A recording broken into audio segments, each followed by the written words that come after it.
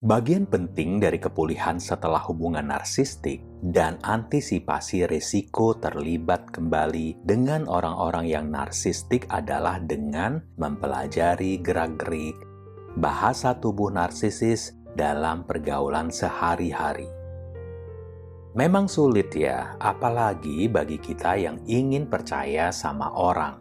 Nggak pengen langsung ngejudge, pengen positive outlook sama orang lain. Tapi apa daya, seumur hidup kita sudah melakukan itu. Akibatnya hidup kita malah yang runyam, selalu dimanfaatkan, ya kan? Terkadang bisa sambung menyambung, terjebak lagi dan lagi, keluar dari mulut buaya, masuk mulut harimau.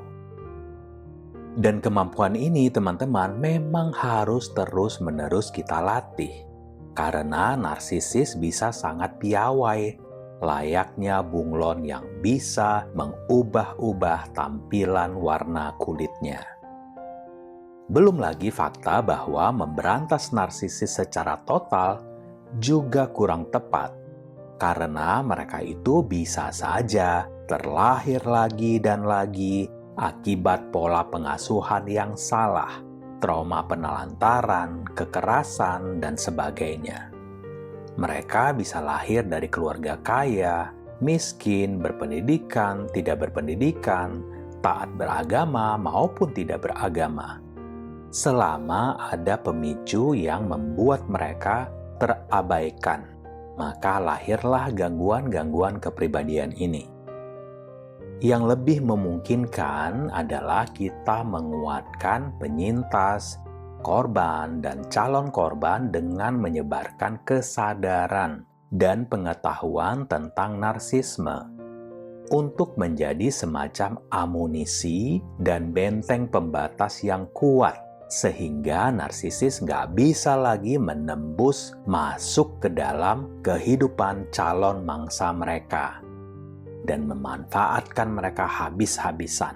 Orang-orang yang naif dan gak bersalah ini yang sebenarnya juga bisa terlahir dari keluarga, lingkungan, atau trauma yang menjadikan mereka gampang dimanipulasi, gampang untuk kasihan, selalu ingin menolong dan menyenangkan semua orang.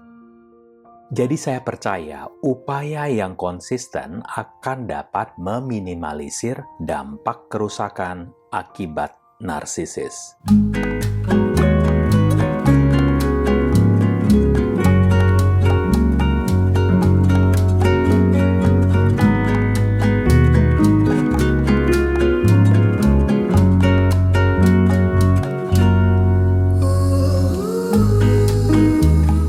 Halo, selamat datang di Gerakai bersama saya, Aden Giri. Buat kalian yang belum, ayo dong di-subscribe untuk membantu saya menjangkau lebih banyak orang. Jadi begini teman-teman, semakin bertumbuhnya subscription dan viewership jumlah penonton, kemungkinan konten saya dipromosikan oleh YouTube semakin besar dan akan makin banyak orang yang kita jangkau. Jadi hanya dengan memencet tombol subscribe dan like, kalian ikut terlibat menyebarkan kesadaran dan pengetahuan ini. Gratis dan nggak pakai repot kan? Masa bisa kalah sih dengan channel yang hanya mencomot lalu memposting ulang konten-konten saya di TikTok? Sebagai informasi, saya saat ini belum punya akun TikTok ya teman-teman. Nah, kalau itu adalah salah satu perilaku narsistik di mana mereka suka mengklaim hasil pekerjaan orang lain, menerima manfaat dari itu tanpa ngasih kredit ke yang punya, hanya demi kepentingan pribadi. Gimana kalau bahasa tubuh narsisis, gerak-geriknya? Nah, yuk kita simak nih beberapa di antaranya. Kalau kalian nemu gerak-gerik lainnya yang konsisten kalian jumpai di narsisis, silakan bagi di kolom komentar. Umumnya, gerak-gerik narsisis adalah sebagai berikut. Yang pertama, bahasa tubuh narsisis itu angkuh dan sombong. Mereka merasa lebih baik dari orang lain. Semacam bombastic side eyes. Dagu mendongak, melihat orang hanya dengan ujung mata, bibir mencibir, atau sambil nunjuk pakai ujung bibir. Terus senyum culas, lihat dari atas ke bawah, penuh penilaian, jijik sama orang lain. Kalau yang lebih subtle, biasanya akan ada permainan mata, sama dayang-dayangnya, flying monkey-nya. Kalian jadi bahan gunjingan yang merendahkan untuk memukul mental kalian, biar kalian jiper duluan. Ini terjadi secara konsisten ya, nggak hanya sekali dua. Intinya mereka ingin membuat jarak, pembeda, bahwa kalian itu berada di bawah mereka. Beda kalau misalnya kita sendiri yang membuat orang lain nggak nyaman. Kalau yang ini, saya kebetulan sudah kenyang dihindari orang. Contohnya kalau ke mall, saya mungkin yang sedang terburu-buru, berpakaian ala kadarnya. Ya saya ngerasa kalau di negara tropis, bukan momen kerja atau formal, ya santai aja pakai kaos, jeans atau celana pendek dan sandal. Saya merasa juga bersih-bersih aja, nggak ada bau, tapi emang saya jalannya lumayan cepat.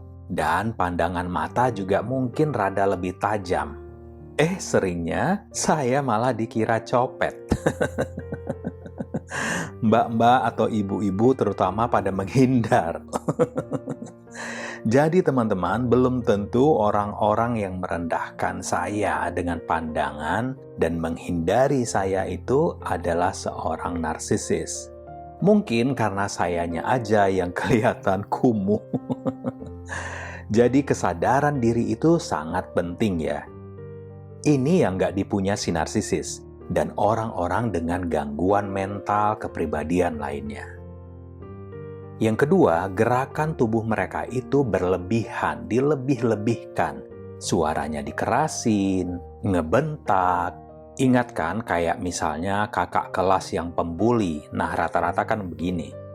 Terus gestur tubuhnya yang berlebihan, permainan tangan, naik ke atas meja kalau perlu, karena mereka merasa pantas dapat perhatian, ingin diperhatikan.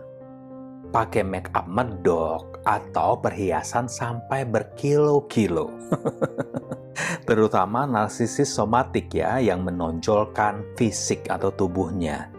Sering menggunakan gerakan tubuh yang ekspansif untuk menarik perhatian pada diri mereka sendiri. Mencoba menunjukkan kehebatan dan daya pikat fisik mereka. Yang ketiga, menyentuh badan atau anggota tubuh mereka secara konstan dan berlebihan.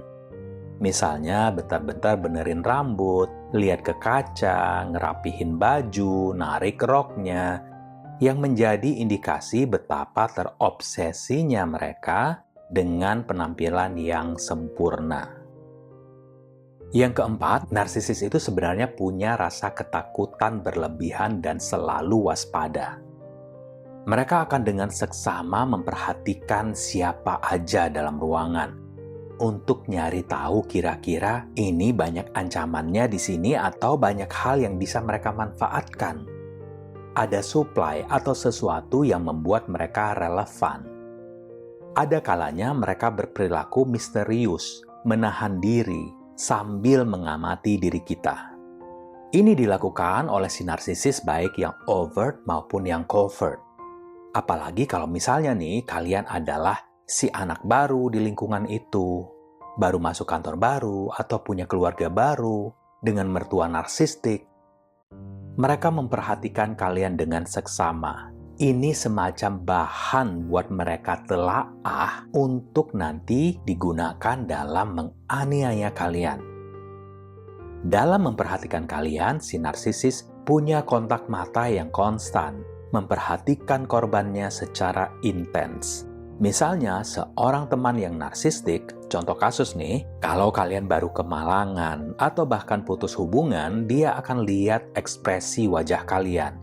Pas lagi acara kumpul-kumpul, karaoke, ada lagu kalian dan dia tahu ini lagu kenangan dengan si mantan, dia malah senang, makin excited kalau ada raut muram atau sedih di kalian.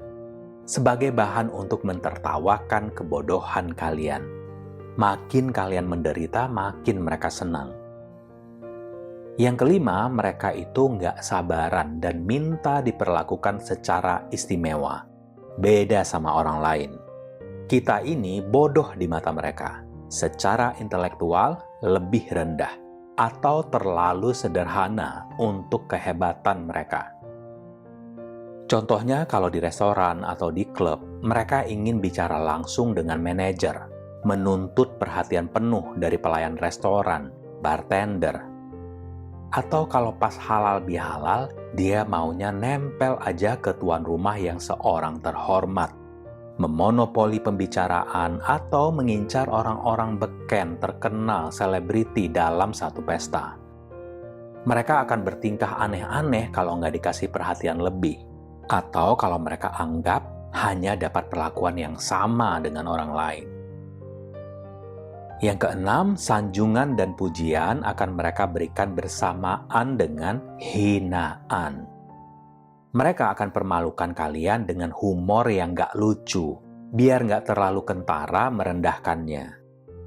Misalnya tentang masa lalu kalian, latar belakang kalian, dan lain sebagainya.